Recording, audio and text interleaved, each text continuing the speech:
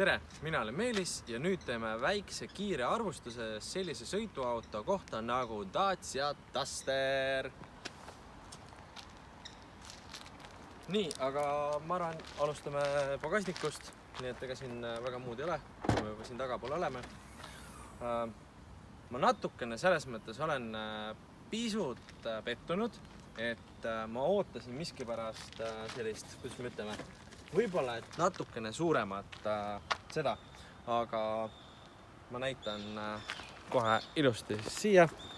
Nii palju kui siin näha on, et ma ei saaks öelda, et see nüüd nagu kõige suurem on, samas see ei ole ka kõige väiksem, et ajab asja ära ja ilusti City Motor siis saate sellise kotikese ka kaasa, kus on siis põhilised nagu esmaabi, tulekustuti, tekistinga, telkur, vest olemas.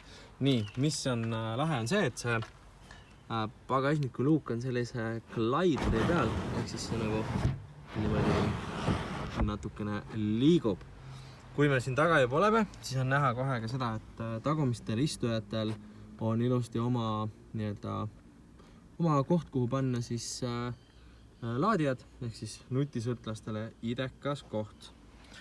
Nii, tegemist on siis 1,3 liitrise bensiinimootoriga, 6-käiguline manuaal, ehk siis jah, 1,3 liitrit, 6 käiku, bensiin, manuaal.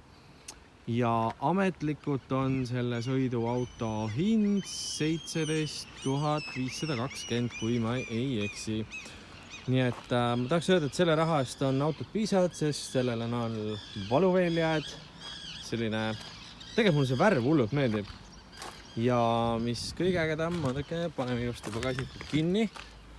Siin on veel, kui te ilusti näete, on olemas ka kaamera. Nii et 17 000 saate veel tagumise kaameraga või parkimiskaameraga auto on nagu ülikool. Sellised katusereilingud ja nüüd lähme sisse. Minul on siin lapseturvatool ja tagumistel istujatel ruumi täitsa on ainukene. Ma ütleks, et tagumistel istmetel see on selline nii ja naa, on siis see, et siin kohas ei ole seda käetuge, mida alla lasta. Ehk siis kui sul on 2 istujat, üks seal ja üks siin, siis kumbki neist lösutada nagu oma käega ei saa. Aga peatoed, nagu ikka, käivad üles ja alla, klõps kinni, vajutan seda ja tuleb alla tagasi. Seal on siis sama laadija. Mõne tagumistel on ka oma topsihoidjad. Sahtlitesse saate midagi panna. Loomulikult on mõlemal elektrilised need akende tõstukid, oma kõlarid. Juba kõlarid on proovitud ja muideks väga hea sound. Nii, aga nüüd lähme ette. Ees õnneks midagi väga sellist multifunktsionaalset ei ole.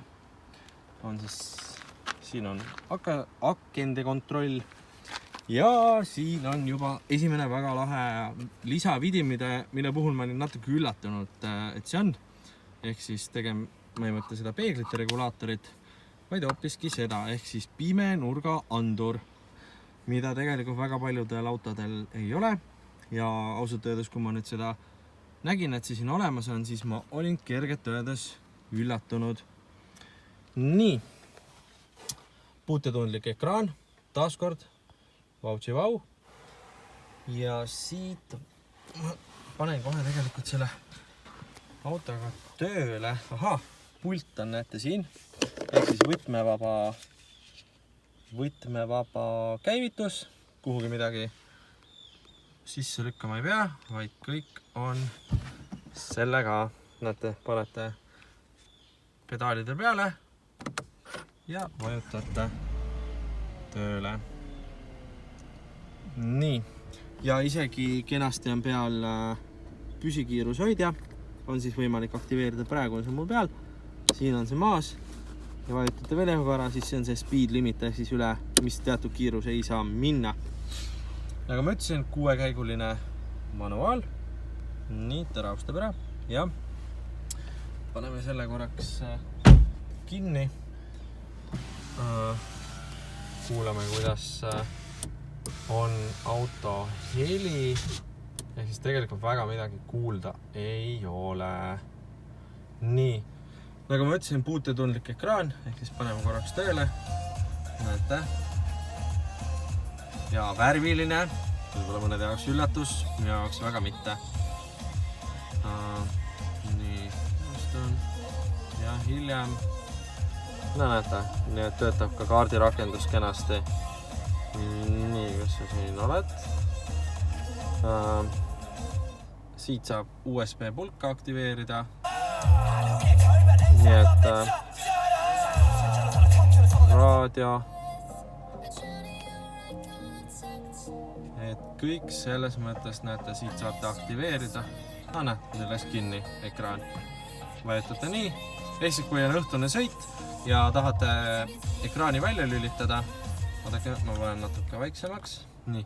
Ehk siis, kui on õhtune sõit ja tahate ekraani välja lülitada, siis vajutate lihtsalt siia ja ongi ekraan väljas ja tahate taas tööle panna. Plõks siia ja toimib. Telefoni ja raadiot kontrollite siis rooli juurest olevalt selliselt lisapuldikeselt, ma nimetan seda nii. Ja näete siit, siin on selline ketas, millega saate siis näiteks raadiokanaleid või laule vahetada. Nii et selles mõttes kõik on hästi mugavad siin rooli juures olemas. Ja ega siin väga midagi ei ole. Olete aktiveerinud siit selle püsikiiruse nii-öelda hoidja. Ja siis siit puldist saab seda reguleerida. Start-stop süsteem, nagu ma ütlesin juba ka, ehk siis praegu ma panen selle välja. Näiteks kui valgusfoori taga olete, siis lülitab kas välja või sisse auto. Praegu ma võtsin selle maha. Ja siit puldist siis tegelikult nii-öelda reguleerite suhteliselt palju asju. Panete AC tööle, siseringlus, keerate siit seda. Kuhu kõvemini. Nii jätame nii. Siit panete auto lukku. Näete, ja siit näete näiteks esikaamera. See on küljekaamera, teine küljekaamera ja tagumine kaamera. Nii et saate vaadata ümber tegelikult 360 nii-öelda, et mis teil auto ees, taga ja külgedel toimub. Ja tegelikult ega väga rohkem midagi polegi. Lülitame auto nüüd korraks uuesti välja. Ja ongi sisuliselt kõik. Nii et ma panen selle võtme niimoodi ilusti siia praegu ära. Nii et ma julgen öelda, et 17 000 eest on autot piisavalt. Ja kes tegelikult tahab, siis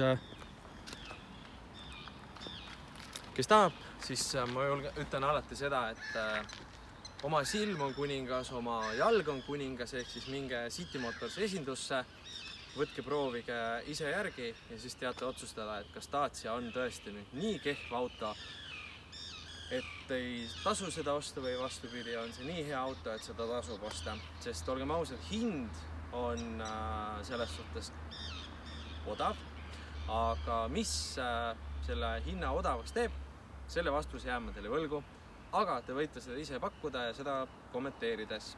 Nii et kes tahab, läheb City Motors esindusse ja teeb proovisõidu. Kõik!